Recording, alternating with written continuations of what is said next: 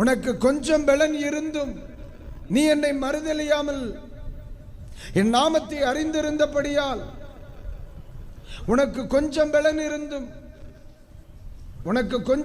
இருந்தும் அதனால தானே சொன்ன, திறந்த வாசலை உனக்கு வச்சிருக்கேன். பலன் கொஞ்சந்தே, ஆனா தேவனை மறுதலிக்க உன் மனம் இடம் கொடுக்கல.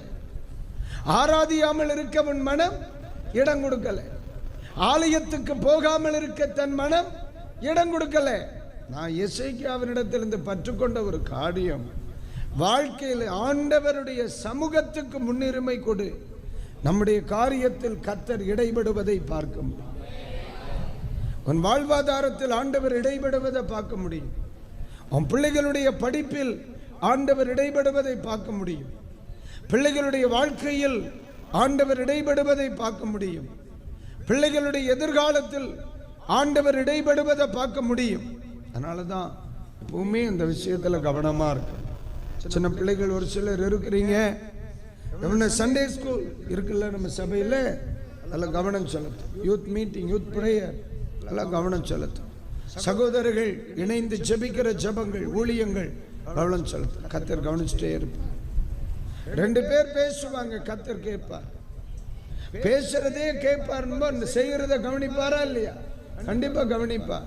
இந்த ஆலயத்தின் மேலுள்ள ஆர்வம். இப்ப பாருங்களேன், சாயந்தர வேலைக்கு போயிருக்கிறீங்க, உங்களுக்கு செய்து முடிக்க வேண்டிய வேலைகள் இருக்கு, நீங்க வேக வேகமா செய்றீங்க. அப்ப பக்கத்தில் நிக்கிறவன் கேட்கிறான், என்ன இவ்வளவு ஃபாஸ்டா இருக்கா? இன்னைக்கு ஞாயிற்றுக்கிழமை, இன்னைக்கு சனிக்கிழமை ஆயத்த ஆராதனை இருக்கு சபையில. அப்ப இந்த ஆராதனைக்கான வேகம் எங்க தெரியுது? வேலை செய்யற இடத்துல தெரியுது. பக்கத்தில் இருக்கிறவன் எல்லாம் சொல்றான், சரிப்பா, இல்ல ஆராதனை ரொம்ப முக்கியம், நாளைக்கு ஆயத்தம், நாளை ஆராதனைக்கு ஆயத்தம், ஆராதனை ஜெபம் முக்கியம்.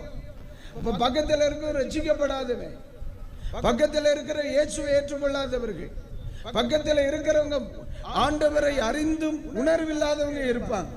அவர்களுக்குள்ள என்ன உணர்வு பாரு. ஆராதனைக்கு எவ்வளவு முக்கியத்துவம் கொடுக்கிறான். கற்றுக்கொள்வானா இல்லையா? பரண்டால அரட்டை அடிக்கிறவைய பாரு, எவ்வளவு ஆராதனைக்கு முக்கியத்துவம் கொடுக்கிறான்.